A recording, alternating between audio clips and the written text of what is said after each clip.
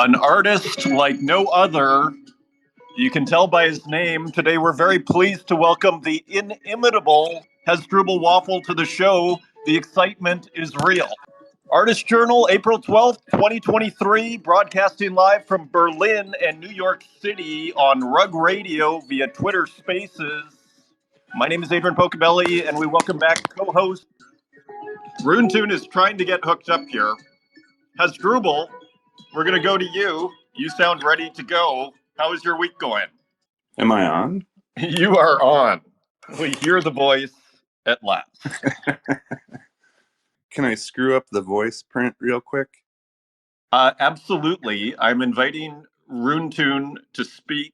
And yeah, what do you mean the voice print? Are you trying to distort it? Hello, my name is Hasdrubal. Well, now I'm going to have no idea who we're talking to here. I'll just do that once so that, when the Skynet goes live, they're confused. Yeah, absolutely. It's funny. You were just learning Twitter Spaces here, and I don't even know how to use the voice transformer. So you might be a step ahead of me already. You have leapfrogged my Twitter Spaces ability, and I see Runetoon has arrived here as well. Rune, how are you doing? Doing great. Wow, it's already a room over here. I'm really excited to talk to Hasdrubal. Well, I think all of us are. I think Hasdrubal Waffle has captured our imaginations in the last few months with his just very, I almost want to call it innocent, but they're not so innocent. I mean, they're actually pretty provocative works, actually. Hasdrubal, how are things going? Things are going well. Yeah, really excited to be on the show. Really excited to be talking to you and Runetoon. Pretty hyped right now. Hopefully I don't disappoint or bum out or, hurt anyone's feelings or anything. I was going to say it might be impossible, but maybe the last part is possible. And there are people who may, you might offend. So we'll see where it goes. We're open for all places. Where are you calling from, by the way? And you don't need to say the city if you don't want to, but just give us a vague idea. Oh, Pacific Northwest. Pacific Northwest. Okay, that's pretty vague. Good. Can I ask a real quick question? Please do. With the ground rules, I've heard you say before that you run a tight ship, like a family operation, family show. Yeah. So are we talking PG-13 here? I don't want to curse like a sailor, but you know what? You do whatever makes you happy. In a sense, like I keep the YouTube show a family operation for the most part. Okay. Ideally, I mean, I have to say, that's something I picked up from Art Bell, which I always loved. And to me, it just kind of created a classy show, Coast to Coast AM. Yeah, he's like, we don't do the curse words, but you do whatever feels comfortable. We want the real Hasdrubal here as well. The recordings are edited after all, right, Pocabelli? They absolutely are. So I can make them PG-13. I can get the bleep out there. Could you really? Well. In theory, why not? Yeah. I might have to find an audio sample on live. The swear remover. I'll try to keep it as classy as I can. I'm wearing a tie. I did put on a tie, and I'm wearing my corpse paint, and I think that's a good combo. I'll try to keep it above board. Awesome, and and maybe we'll get some video later here in the show so we can see the corpse paint. But give us a little bit of background on you. How long have you been doing art, and did you start with digital? Like, I get the sense, just from all our, smattering of communications, I get the sense that you're kind of like maybe like me in the sense that you're almost Gen X. Like I'm right on the board of Gen X. Maybe you're a few years younger, I'm not sure. But just the references and everything, it seems to me like you're almost a bit of a child of the counterculture to a certain degree and have a hint of Gen X in you, if not physically, in spirit. Do you have anything to say about that? Well, I'm not a boomer and I'm not a zoomer. I'm definitely in between there somewhere. X is definitely a smart play. Okay. I would say that you picked up on a few gestures, and you're probably very accurate. Well, very good. And yeah, maybe I see it also in the references in the work, and I just see almost a similar sort of, again, kind of like countercultural reference background. So anyway, so tell us how you got started in arts. Did you go to art school and all that sort of thing? Is it something you've just been sort of tooling around with recently and you just kind of stumbled on a great thing? What's your story? Wow. Well, I've been drawing since I was probably 5. And when I was a kid, I kind of profited off of being able to draw in school. Like I would get a lot of Otis Spunkmeyer cookies for illustrating people's yearbooks and stuff. So that was kind of a good gig. And that was kind of the first paying gig I had doing visual arts. And then I went to a school that didn't have art courses in high school. And then I got kicked out of that school and ended up junior year in a different school with a really, really wonderful art teacher. And she kind of pushed me towards not only art, but also art therapy as like a potential career move. And so I kind of thought about art therapy for a while. I went to community college and kind of worked a bunch of jobs at the same time. And I lucked out and got a gig at an art house that played a lot of foreign films. And so I got exposed to quite a few really interesting directors and movies that way. And then I got a gig at an art gallery, not as like a curator or anything, but mainly as like the grunt worker that hangs things on the wall and kind of moves big, giant sculptural installation objects in. And then I moved out to the West Coast and lived in Olympia, Washington for a while during the apogee of Riot Girl and queercore and zine making and different festivals that they were throwing every year, which was really rad. I volunteered at, Yo-Yo Go-Go, which was a big music fest here where they had bands coming from all over the world, bands from Japan and New York and wherever. And it just kind of had this really nice, I wouldn't say subcultural, it's kind of like microcultural, which I'm finding a lot of echoes in that in the NFT scene, which is really rad. That's very cool. And may I ask, and don't feel like you need to answer this, but why'd you get kicked out of school? Were you sort of like, ironically, like I was a C student. Like I got into university by 1%, actually. And then they always say your marks are going to go down 10% when you go to university. Mine actually went up. So maybe it had more to do with the high school than anything. But anyway, what happened to you, if you don't mind talking about it? Yeah, I think I did better in college than high school too. I went to a school that was really rigorous, and I hung out with, I guess, the wrong crowd, and we hid the lectern in the restroom and got busted. And the math teacher, Mr. Markey, was not very thrilled about that, so he failed pretty much all of us. And I got sent to summer school, and I was like, "Oh, here's my chance out." And so I just kind of didn't really put the effort in summer school, and I got kicked out because you need to maintain a 3.0 GPA. And then I got put in public school, which was super rad, and that was kind of what ended up happening. I don't know. It's pretty hilarious hiding the lectern in the restroom there. That is classic. So you're going to private school then? Yeah, Is that correct? Yeah, it was a Catholic school.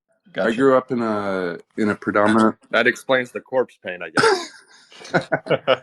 I grew up in a predominantly Jewish city in upstate New York, about an hour outside of Toronto. It was Rochester, New York, is where I'm from.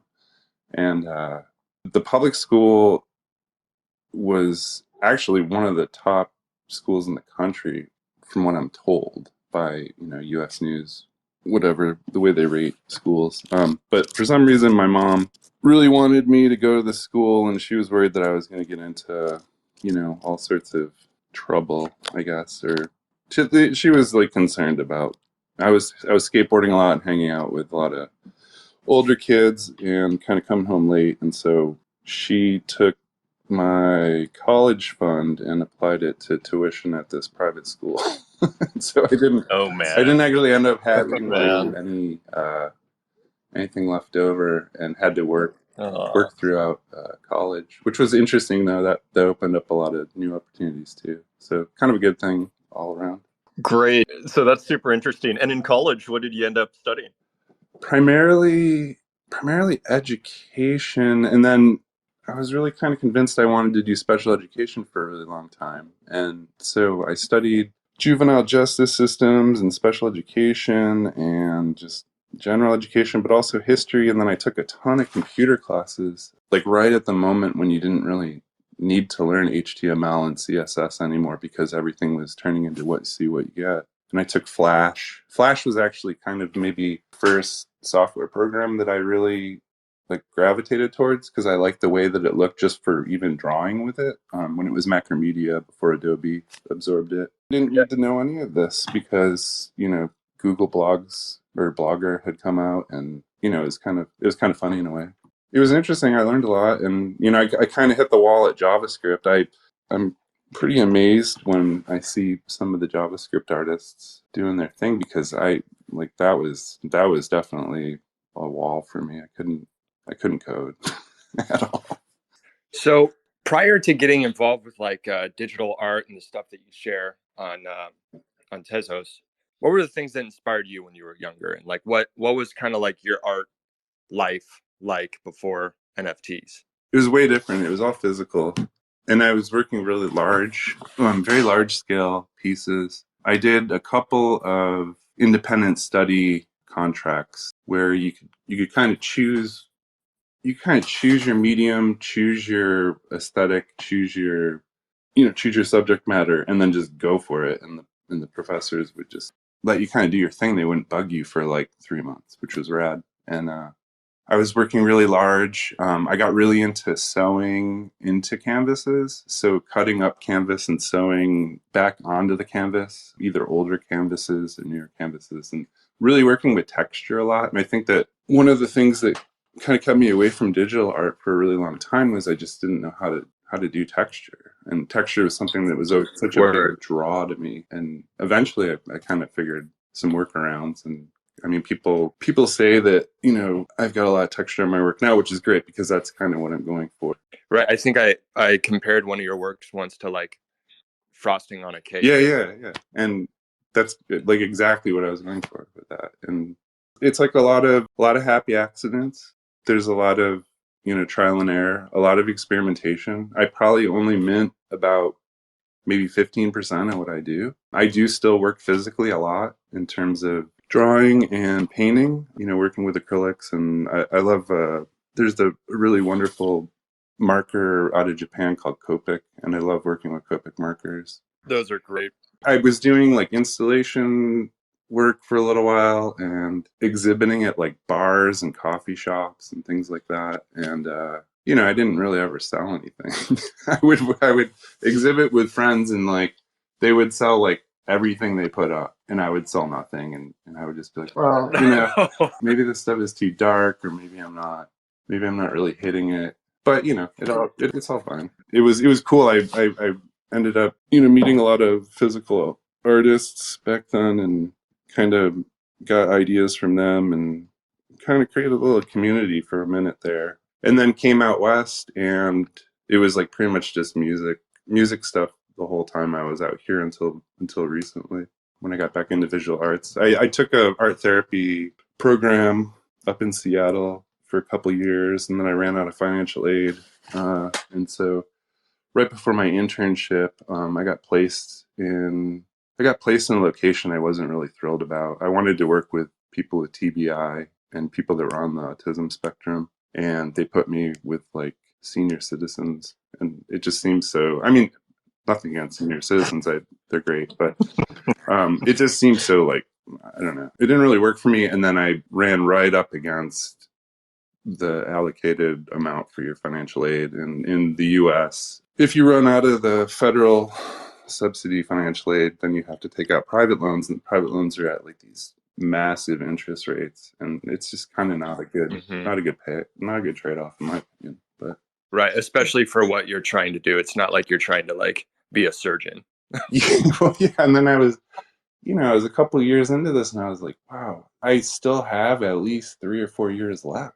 Like that's Jesus. pretty wild just to be nothing just to help people through art, Yeah, which seems really not, and I don't know if you necessarily need schooling for that because I think that that's something that we innately want to do. We want to kind of resolve any of the internal stuff happening by creating or by making. It doesn't matter what medium it is. There's always something available. And it just seemed kind of redundant after a while. Like, and I was not really into some of the directives that we were learning seemed really kind of corny. And I don't know. It's cool though. It's a good field. I love like all the pioneers of that field, like Edith Kramer and Judy Rubin. I think that they had a lot of interesting insights, and I wouldn't tell anyone not to go to art therapy. It just wasn't something I could continue doing, mainly because of financial reasons. Gotcha. So just backing up a little bit, and if anybody wants to join the conversation, just put a request up and we will add you to the stage here. So just a question on your physical work then, was it a similar subject matter to what you're doing now, or did you have a break like in your content and you said, okay, now that this kind of content seems to work with what seems to be, as you mentioned in a comment previously, using kids tools, painting programs. Did your content change when you went digital? Well, yeah, I think so. I think it did. I mean, I did. I've kind of jumped around to a lot of different things. I had a silk screening independent study, and then I was helping out in the silk screening space at the college here, and then I did color photography for a while and was learning darkroom process, and that was super interesting. And then with painting, it was always oils. I don't know why. I thought like, oh, acrylic is cheating or something. Like a really, I thought the same thing. I had to learn the hard way. Yeah, like a really like silly like view of it. And I only paint acrylics now because oils are just a pain to deal with. But at the time, I loved just the way the oils kind of mixed, and I liked working really big, and I liked adhering all sorts of objects to the canvas, anything from like mufflers that I found on the road to arrays of lights that could be plugged in to statues, and obviously like different textures and grip tape from skateboards, and whatever I could throw onto a canvas to give it like more of like a disorienting kind of amount of depth I would go for, and that was something I really went into. And the subject matter was maybe more abstract. I did a ton of figure drawing classes, and I feel like I can render pretty well. But at the time, I was doing a lot of abstract stuff and painting with both hands, and I kind of still do this occasionally.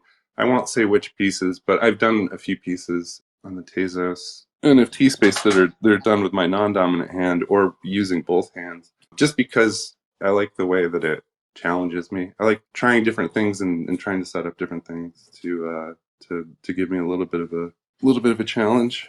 It gives you a little bit of an edge too, I'd say, just in terms of if you're trying to make, different kind of work. It kind of reminds me of what you're saying earlier about, using Flash and actually liking the way that the drawing works. Yeah. Because to me, that was just like, it sounds like exactly like your painting programs and maybe, that you use now, and, just taking untypical tools, shall we say, and kind of running with them a little bit. So it seems like you have a fairly open mind when it comes to these kind of aesthetic ideas and just technical ideas and running away with them. Would you agree with that statement? Yeah, I don't want to ever close myself off to any option. I really love experimenting with things, and not just visual arts, but also sound and writing. And I don't know. I feel like it kind of lights a fire under you and gets you thinking differently, thinking about the way that most of the things that we take for granted can be like repurposed or reutilized or reassembled to make new forms or new images. And so that was something I was always kind of, I guess that would be like the continuum. That's been something that's kind of continued since physical work onto digital. Oh, and music too. I did a lot of stuff based on music. I had a installation in community college that was 4 massive paintings, and below the paintings were these they had these cassette recorders that you would use in the library when you were little, and they were like to help you learn reading, and so I adhered those to the walls under the paintings, and then just had a bunch of stuff going on. Like there was like visual projectors projecting over the paintings, and the paintings and the projector kind of created a new image in itself, and then there was like all this like chaotic kind of sound happening. I don't know. I'm probably not doing a great job explaining it, but No, you're doing a fabulous job. So, a quick follow up just on what you're talking about then is, do you now make paintings that are kind of loosely in the spirit of your digital now? Because I'd be very tempted. But all of a sudden, it's like, because you kind of seem to have hit on something with these kind of kids' tools. And now, like, are you tempted to be like, oh, I need to kind of emulate this sort of spirit, so to speak, on canvas? it actually feels different doing physical work than doing digital work, because I feel like it's way easier to sublimate into analog work or physical work, where you just kind of get going and then you're just lost and everything around you just kind of disappears, and time dilates and you're just kind of in the moment, like getting consumed by it. And digital is a little bit more like, well, did this work? No, this didn't work. Okay, so undo, and you're kind of also reacting to like the stuff that's happening around you in your environment. So in this case, like things that are happening either in conversations that I'm having with people and messages, or stuff that I'm seeing other artists do. There's so many incredible artists on just Tazos that like it's kind of ridiculous in a way. There's just an immense amount of talent. It is. Totally agree. And I think that we're all kind of reacting to that in a sense. And it's taking those things and then being on Twitter, you're just seeing images like all day long, and of course those are going to affect the way that you synthesize those images into your own images or your own image making. So the digital stuff is a little bit more maybe contrived in that sense, where I'm thinking about it a little bit more. And I'm trying to I have noticed that like the more time you spend on a digital image, the less like people like it. And like the stuff that you just kind of do really fast or try to get out there and that's maybe more gestural, that stuff seems to speak to people more. So I try not to really like spend too long on certain things. Lately I've been doing these collages with like stuff that's just sitting around and trying to create new images to go with things that maybe a year or two old, and putting them all together. And that's been really fun, but they take a long time. And it's like, when you make these things, do you use a variety of tools, or is it all just in one place? Lately I've been switching up a lot. I just started to use Craig Hickman's new version, I guess. It's new to me. Craig Hickman created Kidpix, and it's this wonderful, wonderful program. Everyone should try it. It's so fun to use, and I find it really inspiring. And you get one layer. That's it. You get a layer. I don't even think there's more than one undo. So you're kind of. I love that. You're kind of. I mean, it forces you to work quickly. It really in does. a sense. Like you can't overwork it, because it does get ruined in digital all the time. Well, and then the version that I've been using up to this point, until like maybe 2 or 3 weeks ago, it crashes all the time. So not only do you have like one undo and one layer, but you're kind of racing against the clock, because it can crash at any moment, and then you're kind of screwed. And so I'm like screenshotting stuff, and like as I make new marks or whatever, I'm like screenshotting and like, oh, I hope this doesn't crash now. Like I've almost got it done. And then sometimes it does crash or it does glitch out, and that creates maybe an interesting image on its own, which is kind of cool. I've used that on CNET, like where it's actually glitched out and you can see it in the image. I love the deadline that can come out of nowhere, like the imaginary deadline, because again, with art, you can spend forever on something. I just think that's great. So when you're using Kidpix, then is this like something you use on an emulator, or is this just like a web program?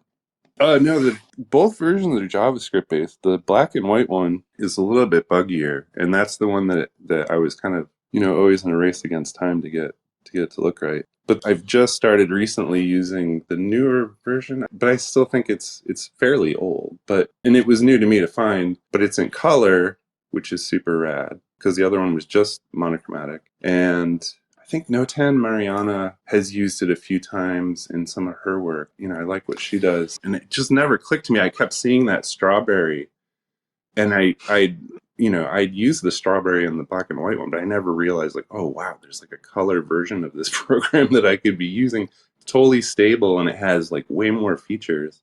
And so the schizo analysis and the Schizopolis, and then the one that I minted this morning, the bootleg one, we're all done with that newer version of Kidpix. And then maybe, there were elements of Tux Paint in there, and elements of, what else did I use in those? I guess just Microsoft Paint. I use a lot of online JavaScript-based stuff, and it really kind of blows my mind that it's gotten to the point where you can have a full program functioning in a web browser that makes interesting and beautiful images. And it's like, probably less than a few hundred lines of code or whatever. That is amazing. So you're exporting, or you're taking one image and then you'll put it into, say, Microsoft Paint, for example. No, I use Paint. I have tabs open on, right now I've got like 8 or 9 tabs open, and each one is a different free online software, and I just kind of jump back and forth during the week, doodling. And that's why I don't really call myself an artist. I kind of consider myself more of a doodler, and I'm just kind of like, when I was younger, it was always Post-it notes, and so like now, like a tab on a web browser is like a Post-it note. I'm just like doodling throughout the day, writing, just writing whatever comes to mind, and drawing whatever comes to mind, and just kind of going for it. And then eventually assembling all of that together into something that maybe has a little more coherency. And will you ever use like Photoshop or anything to assemble everything? Or what's the post-production here? Do you do a kind of post-production or not? Yeah, lately I've been using, what is it called? I don't even know what it's called. It's well, I was using GIMP for a while, and GIMP was really cool, but I'm not as fluent in GIMP as I am in, what's this, Pixelmator. And Pixelmator is like, I don't know, it's like a cheap, very like lightweight version of Photoshop, I guess you would say. I used Flash a little bit after Adobe got it, and I was really into After Effects for a couple of years. I really had fun with that one, but at the time, like computers couldn't really keep up with it.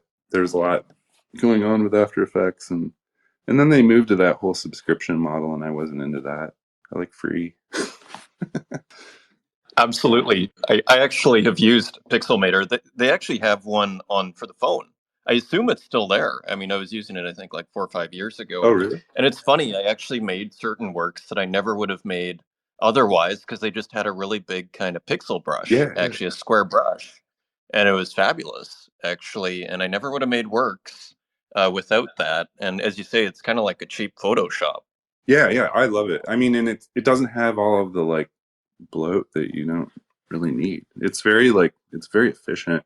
It's stable. It never really crashes. I've thrown, a lot at it, and it doesn't seem to have many hiccups. Excellent. So if anybody wants to join the stage, feel free to put a request. I see tons of wonderful people from the community here. Sabato, Mikey de la Creme, Mech.txt, Joe Rogan's dad, Isolationist, Martin Jojo, EdgeQ. I mean, and we're just getting started here. There's Popple. So put in a request and we'll happily join you up. I may prank people with invite to speak here. So Runtun, do you have any questions for our friend, Mr. Waffle?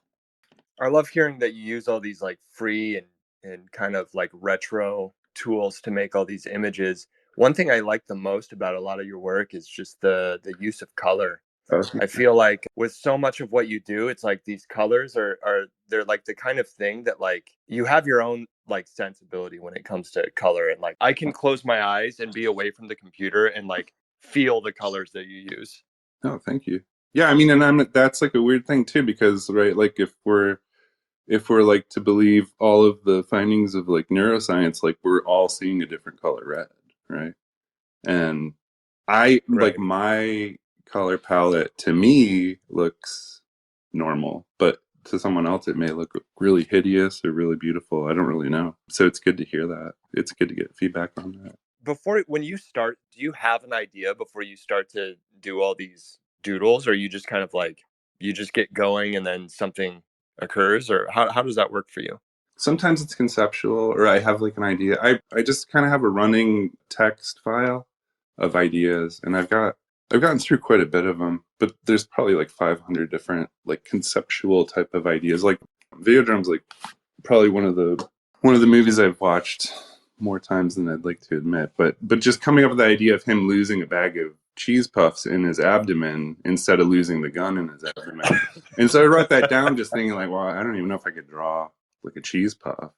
Um, That'd be a hard thing to pull off. but like stuff like that, like that's more of like a conceptual thing. But then there's other stuff that I just kind of like go for, and I just start. And actually, in like deluxe paint and stuff, I'm just kind of going for it. I'm treating it more like a canvas to paint into, and that's like a program that just is always really mystifying to me. I'm amazed by what like Sabato accomplishes in deluxe paint, because it's an extremely tricky program to wrap your head around. There's all these different key functions, and there's like hidden menus and hidden screens, and you can get lost in it pretty quick. I did bring up an emulator of Deluxe Paint inspired by Sabato's beautiful works. And yeah, at least the online versions. And Sabato, I've given you an invite. Come up on stage if you like, and then we'll get to Chimosuke Jackson right away.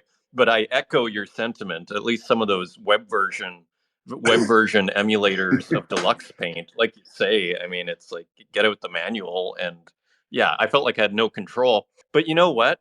I kind of love that too, because then I'm start doing things that I never would do otherwise. Yeah, exactly. Right? Yeah, you kind of stumble across new things.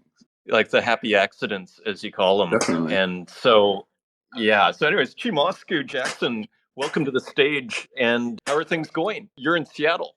Yeah, I'm in Seattle. I just had a quick one for Hasdrubal. The comment I was going to say is I really enjoyed that program that you created, that waffle draw. If that was you, I'm not sure if you made that. Yeah, that was actually Santiago made that.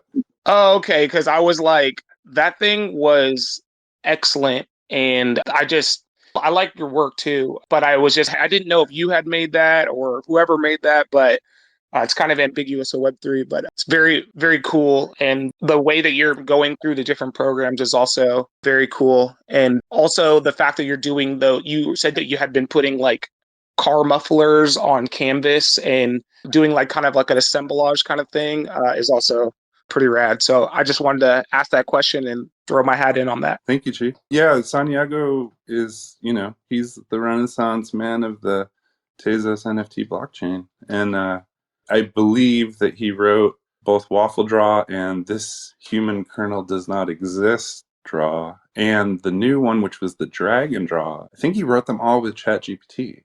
I have actually sent Santiago an invite to the stage here. But sorry, Chimosuke, go ahead. Honestly, that was it. I was just enjoying the conversation and thought I'd jump in there and say hi from the PN Dub myself. And if you ever come down to Seattle, come pull up on me, man. I'm up in Seattle a lot of the week. Actually, I part of my job is going up to Seattle. So.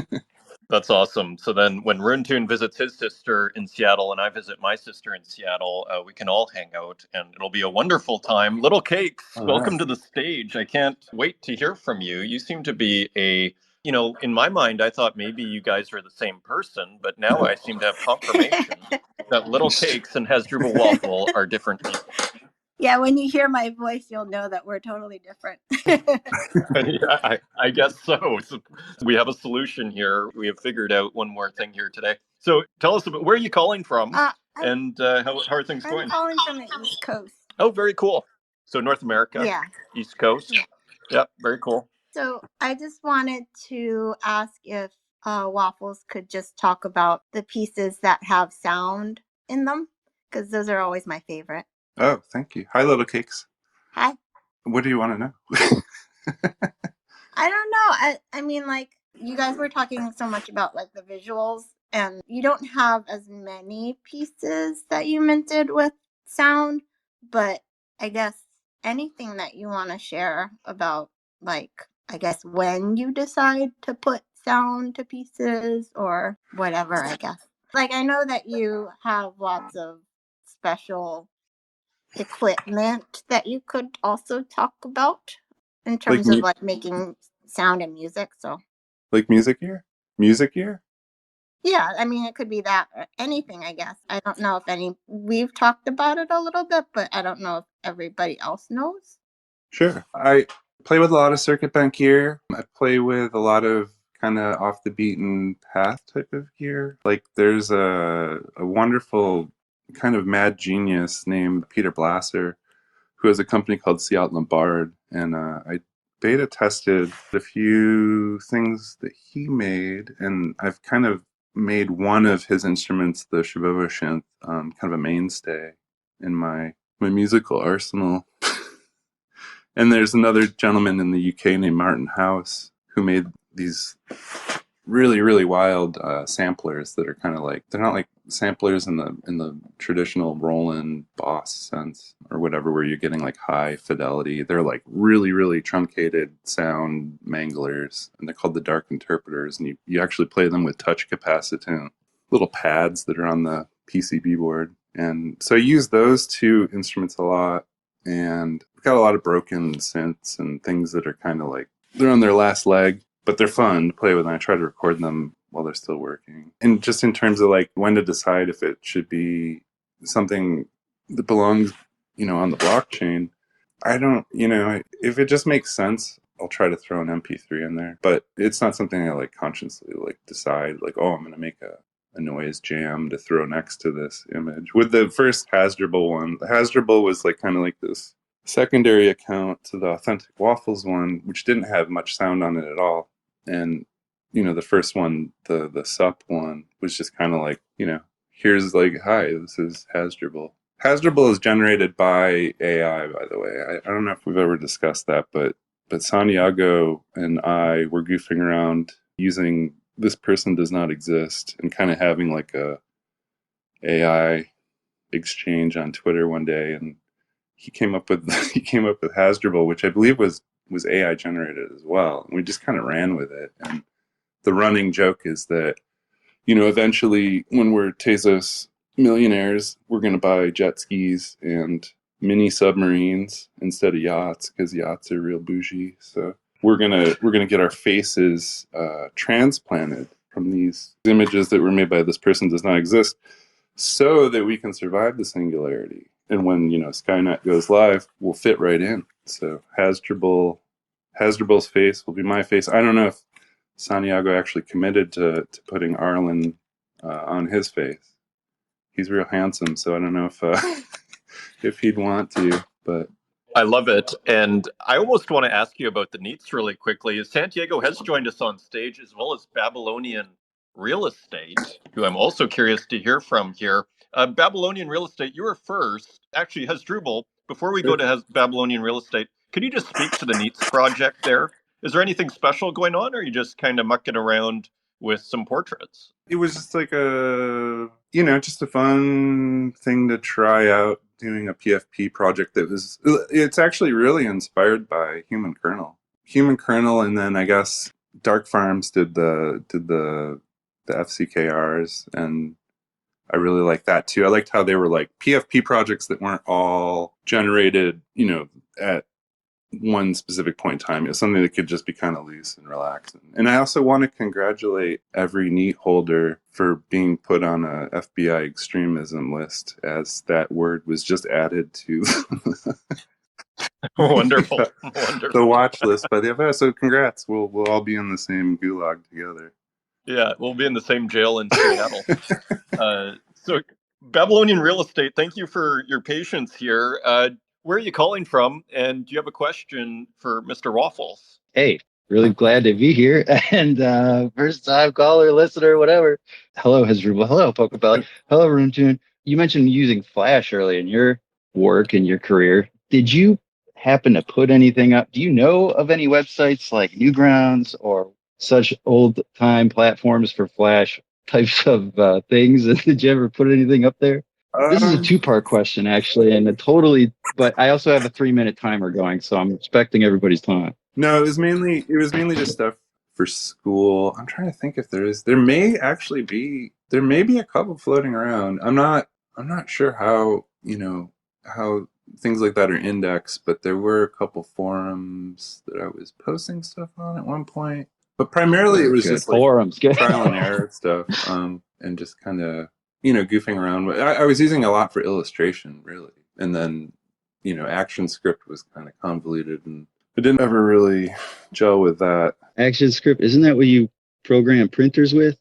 No, it's kind of like JavaScript, but for Flash. It's like specific to Flash, and you basically say like, make this circle go right, or make this. So you got deep into it, because I remember doing Flash and I don't remember any of the programming. So maybe I was just having the consumer, not the developer experience there. I do have one more question, and if you'll humor me, or I can also step down and let the next person go. Go for it. Okay. Now, I think one thing we haven't touched on is Hasdrubal's esoteric knowledge of, I think, many subjects from the occult to maybe we've mentioned some CIA activities. I don't know if you've been in the CIA or have been thinking about the CIA for a long time, but there's an old catalog out of literature called Loom-Panics. I'm not sure if you're familiar with it. Is it Perry? Was that Perry? Loom-Panics? Yeah, was it by Perry? Parry? I can't remember. Am I thinking of... That maybe sounds... It was a catalog with just, how to build a model airplane that maybe would be an incendiary device.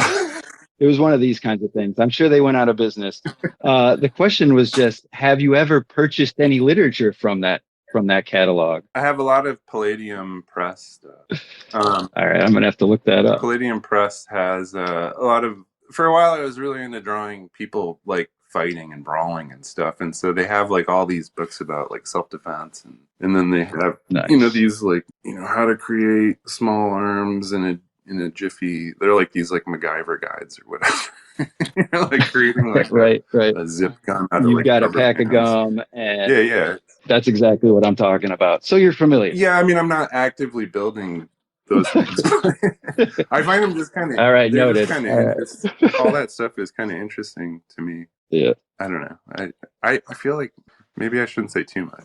Yeah. No, don't worry. I got the notes, and certainly this is being recorded, and I've got my guys looking into it already. So this was amazing. Thank you. I'd love to join these more in the future. Thank you, Pokebelly, for giving me some time here to be kind of a jackass, and I'll take the rest of the conversation off there. Well, it was a brilliant question, Babylonian, and we're here every week, 9:30 Eastern Standard Time. Thank you. It was an excellent question, because I actually, we haven't discussed that, which is, there's all sorts of pop culture references, counterculture references all over. And it seems to me, I mean, it's kind of like, very loosely and indirectly, it's kind of like a Basquiat kind of thing, in the sense that you're just kind of doodling Hasdrubal. And it's like, and it just seems, and I just assume, correct me if I'm wrong, so just a lot of the things that are in your head, say Ramones or whatever, it just comes out.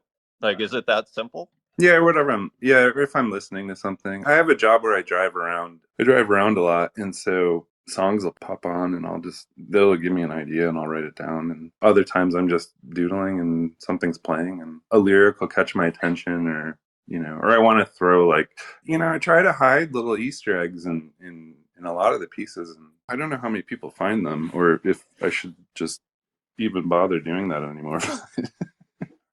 I think you should give the scholars something to, write about. Maybe. Yeah. Yeah, I don't know. You know what? I did want to say. Well, no, maybe I shouldn't say that. Never mind. Say it. Well, I was going to say. Go on. To go back to Fanger's question about esoteric knowledge and CIA and stuff like that. I did have a job at one point where I did have a security clearance with the FBI. I was doing AutoCAD on a contractual basis for a military contract, and I had to get a top secret SCI clearance because I was around a lot of sensitive information. I probably should not have just said that, because now I'm definitely going to be put on some kind of a watch list. We'll put the excerpt on TikTok there. But maybe I'll go with a maximalist kind of more information will throw people off my path a little bit, or obfuscate it a little bit. Absolutely. Santiago, you've been waiting here patiently. We're excited to hear from you, since you've basically, seems like you guys have collaborated on a certain level, but you speak to that. Santiago, how's it going? How are you guys? Hello. I'm so Wonderful. glad to be here. Yeah, great to have you. Hi, Santiago. So happy to be. Yeah, I hear your voice for the first time. It's very exciting, man. How's it going? Good. I love your story. Thank you. I was making breakfast. I woke up without a lot of the easy things around me, so it took some work. So it was a fun part, listening and making breakfast. And then I sat down and opened the deep paint, which I didn't know it was called the Lux Paint. You have showed me that before, and I love it. Yeah, it's super fun. Yeah. So I have a question about this. You said that Videodrome was a movie you watch a lot, right? Oh, yeah, I love it. There was so much foreshadowing as to what the world would turn into. That's great. So my question is, because there's the narrative of the movie and there's Debbie Harry there, right, too. And my question is, you relate somehow to the art direction, right? And the precarious way to show things that is in that movie, right? For example, the balloons in your early work have like something to do with this distorted or moved from representation that the artifacts have in Videodrome. Yeah, I think I understand. So looking at that movie for some of the, I don't know, can you rephrase it maybe? Yeah, I think that maybe it's a movie of which you can say it's great how the story is told, and it's great the visual and sculptural artifacts that are presented to us. Oh, gotcha. But they are not exactly sharp effects from this era or even from that era, because I think that in the 80s it was like a little bit more advanced than that. Yeah, just you get me. the video of like the chamber with the and they're like discussing at one point, like, is that clay on the wall? Is that like electrified clay on the wall? Like that image in itself of just, you know, the person bound up and the two people in the hoods come in, it's so creepy and so interesting, and it's grainy and like kind of noisy, and like that alone is just like amazing to me. But then just throughout like the whole film, there's like all these, you know, you're kind of wondering, you know, is he imagining sitting next to Debbie Harry? It's James Woods. That's who I was trying to think of before. But he's Max Wren, and he's like the person that's putting on all these weird, you know, television programming on this channel. And you're kind of wondering, like, is he even on this show right now talking to the host, and is she really sitting there, and like how long has he been hallucinating all of this stuff? So just the whole movie is such a trip. I love pretty much everything Cronenberg does is amazing, but that one in particular just really like rocked my world the first time I saw it, and I've just kind of rewatched it over and over and over again as the years have gone on. There's so much being said in it about like where the world would go in terms of social media and representation and identity and, you know, misunderstandings, and there's a lot to chew on, I think. I mean, it kind of brings up a question that's been lying at the back of my head for the last hour here, which is like, what are you trying to do as an artist? I mean, do you have a sense of what it is, or are you kind of just, you know, playing with aesthetics, pushing things, or I don't know. Is that even a fair question from your perspective? Just trying to have fun, mainly. Trying to have fun, and I think eventually down the road, maybe there will be a thread that runs through all of it that kind of connects it all. I'm still trying to get there. I feel like I'm always trying to. I would say that thread's already kind of there. Oh, thank you. I mean, yeah, it's so weird to like trying to evaluate your own. I would rather come on here and just talk for an hour about the artists that like inspire me rather than talk about my own stuff. Because I, you know, I'm looking at it with my own eyes, and, you know, I don't really know. The way that it's received is really cool. It's like really like flattering and humbling that so many people have been such great supports, and that people are into, you know, kind of these things that I'm making. So you definitely stumbled on something. And actually, very quickly, before we go to our next question here, not Sack 3, as we start to wrap up, but there's no rush unless Hasdrubal needs to go here. But who are your biggest influences, Hasdrubal? In terms of the blockchain or just visual arts, but you can, feel free to run away with that question in whatever direction you want. In the traditional arts, I would say, I went and saw the Egon Schiele Leopold collection at MoMA, and that totally changed my life. It was just amazing to see his work in person. He was definitely an early inspiration, especially at the time because I was doing a lot of figure drawing and a lot of figure painting. And then lots of cinema directors, and I love Kiarostami. Kiarostami's films are just they're like poetry to me. Just such a beautiful vision. Jodorowsky, Cronenberg. I kind of like everything. I don't really care for minimalism too much, but it's all right. I don't mind it. There's tons of people. A lot of outsider artists too. I just love outsider art. It's just something that really inspires me and blows my mind. There's a woman named Susan. Hopefully, I don't ruin the pronunciation, but it's Susan Tuckaturing King, and I believe she's in New Zealand or was in New Zealand, and she was aphonic and just stopped talking for years and only communicated through art. And her work is just incredible. It's Disney characters and stuff, but she draws it through her lens, and she's on the spectrum for sure. And just the way she interprets these kind of traditional images or images that have been in the cultural ether for a while, it's just incredible. Her color, the way that she composes them, they're just off, but they're beautiful. I love her work a lot. And then in terms of NFTs, there's so many amazing artists and on Tazos alone. I mean, I know there's a lot of amazing people on ETH too. I'm not really in the ETH kind of chain as much as I am on Tazos, but it's just endless. I mean, I could probably give you 100 artists from Tazos that are blowing my mind all the time, but off the top of my head, Hidei Rocket, Naked Galena, obviously Santiago and Human Kernel. I love the animations that Little Cakes does. Sabato's Lux Paint stuff is amazing. Round Shades was one of the first artists that I really gravitated towards. Rat Cloak, Ugor. Ugor's stuff is so rad.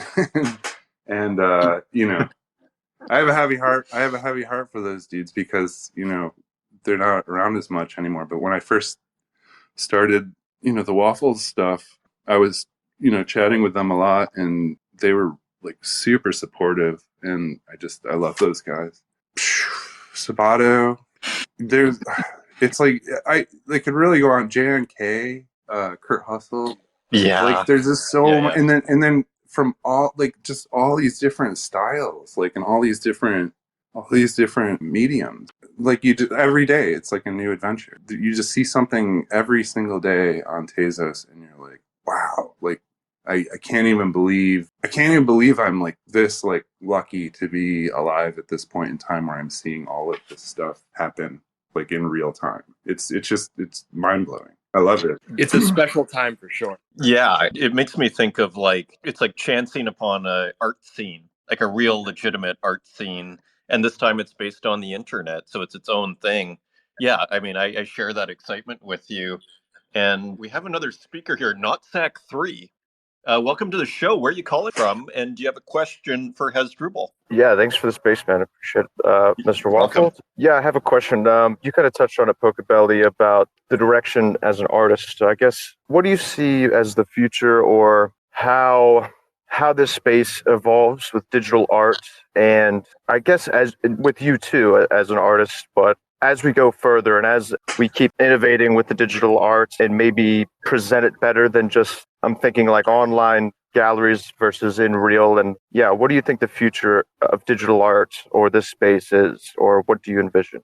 I think at some point someone's going to come up with the idea to do a gallery space where they reach out to collectors and say, I want to use this piece that you collected, and we're gonna have maybe it'd be like a DAO or a staking claim. I'm not really sure what it would really look like, but I think at some point, like, there's going to be like a real reward for collectors in the way that gallery spaces are set up online.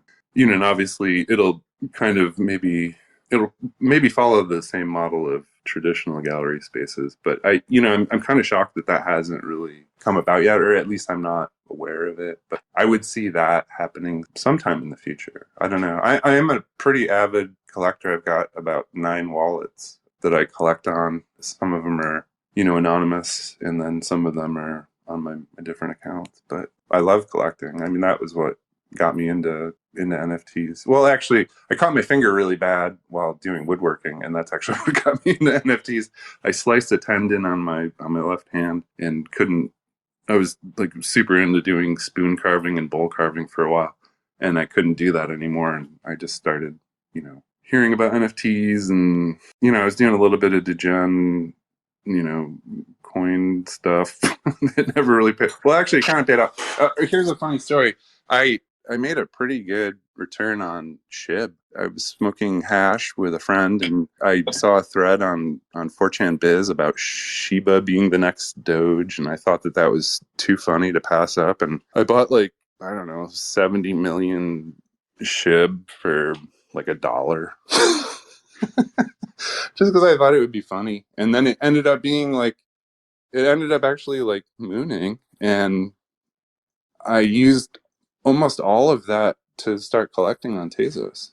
That was how I got started. Probably too much information, but I love that story. I was a sheep owner too, but I was much later than you, so I only did. What did that turn into? Like a 1000x, or like? Oh, geez, What was I don't know. It was was that $10,000 you were left with at the end of it? no, it wasn't. It wasn't that much, but it was a really good return. Considering I put it, I literally spent like $1.26 on it. I think the gas was $19.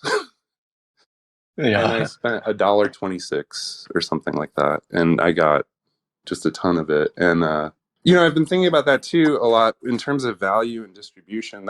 And Twitter. Like I feel like there's other ways of all of this stuff feels very performative in a way. And I know that it drives some people crazy that I'll list stuff for 0.23 Tazos or whatever, randomly, or I'll throw free pieces at people and then just auction off one copy. But I want to play around with those things, because I kind of see them all as being connected, and just kind of messing with the dynamics of value, or messing with the dynamics of distribution, and how does that kind of play into the way that this technology is developing as well? I don't think it's just making images and having it mirror what's been going on in the traditional art world, because that's established. But maybe having fun with some of those other ways of looking at it, be it gallery space or distribution or value or airdrops or whatever. I think there's a lot to think about.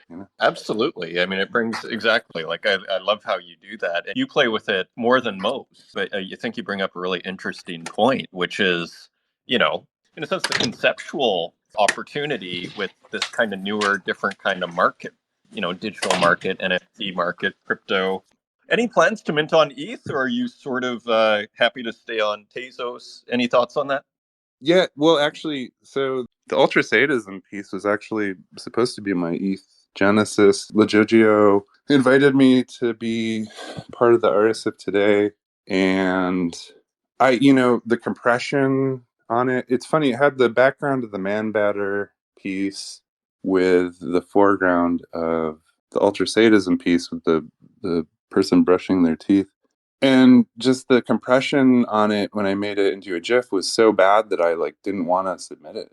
Because I don't know, I guess there's kind of a lot riding on, doing a Genesis on ETH. Maybe I'm making it too complicated. I think a lot of people feel that way. I was surprised to learn that. Actually, when I first came across that idea, when I started, basically, I actually thought it was almost kind of lame, but I've kind of embraced it now, and I kind of think it's cool now. But when I started, I was like, what's with this Genesis thing? What difference does that make? But it's actually pretty cool. It's issue number 1 of Amazing Spider-Man. Well, and then I've seen comments from some of like the bigger ETH collectors with their blue check marks and stuff, and they'll be like, "Is this 4K resolution or whatever?" And I'm like, "Oh, these people will not dig my stuff at all." like no fidelity resolution. But yeah, eventually, I mean, it would be cool. I don't really have any plans at the moment. I guess if there's another artist of today, I'll probably submit one because I felt bad. I felt kind of bad about that with LaJojo because he's such a nice dude. He is. We had him on Spaces, and he loves your work. He was the guy who I got in that auction battle with. Yeah, on yeah, that I know. week, Yeah, right? that was. I mean, so he's That a was great wild. guy.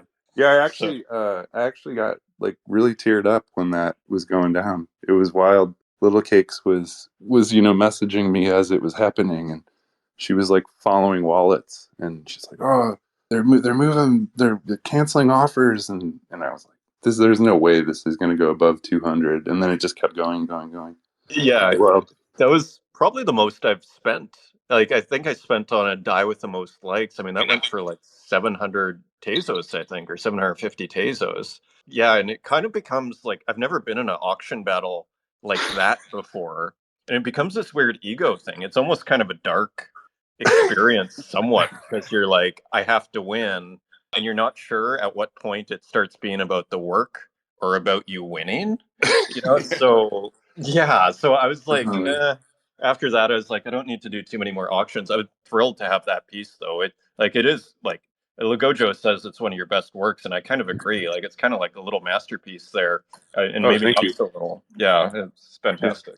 That one, that one went through a lot of revisions. I almost didn't mint it. Just having a lot of doubts about it, a lot of second guesses, and then I don't know. I got the title from a fall song, and I was listening to that song, and I was just like, I'm just gonna mint it, whatever. We'll just see what happens. And that was cool. But I hear you on the auctions too. I just got a mini auction battle over a Kazuhiro piece the other day with Illusional, and that was fun. But I definitely, he spared me.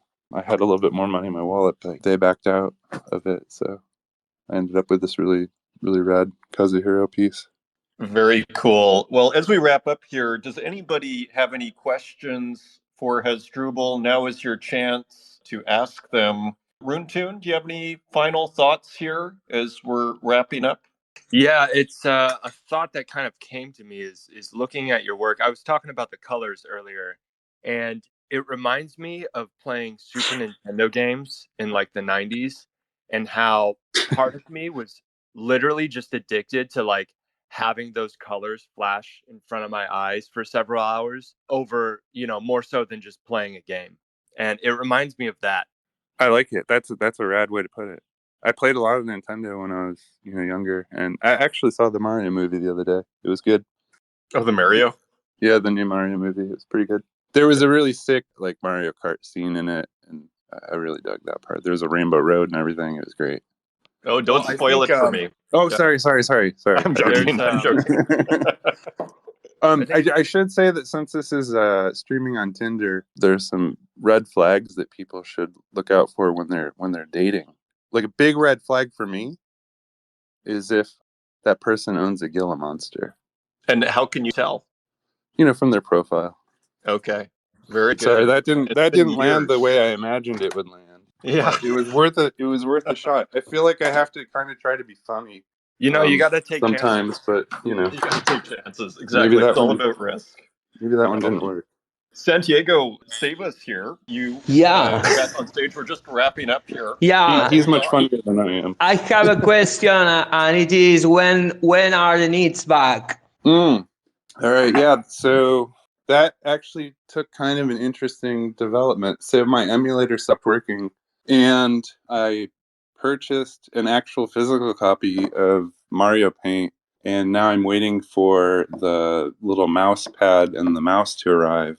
And I think I'm gonna do the last 6. I think I had 6 left that were Mario Paint. I'm gonna try and do it with the actual Mario Paint with a mouse. So they might turn out better, they might turn out worse. I'm not totally sure. I was wondering that if you're using an emulator or not. I just assumed you were. Can you export? Do you know? I guess you don't even know because you don't have it yet. But can you export a JPEG? Do you know, from Mario Paint? like the actual Mario Paint? With exporting, I'm not totally sure. I haven't played Mario Paint in probably, I don't know, 15 years. So I don't know. Okay. I'll find it really soon. And I'm actually trying to get a hold of another one. I can't remember. It's called VTech Painter or something like that. And it looks really crappy, but look really awesome. So Yeah, I have a feeling I you might can do work some with neats with that as well. Yeah.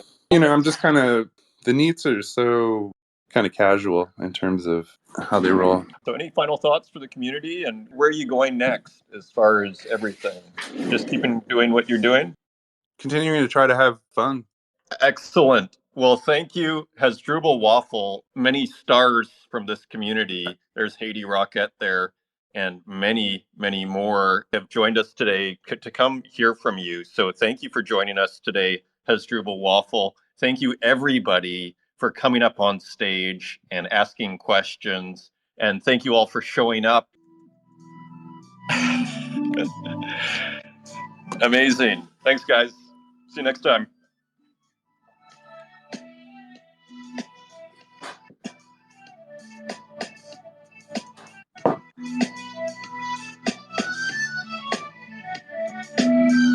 Thank you so much. Appreciate it.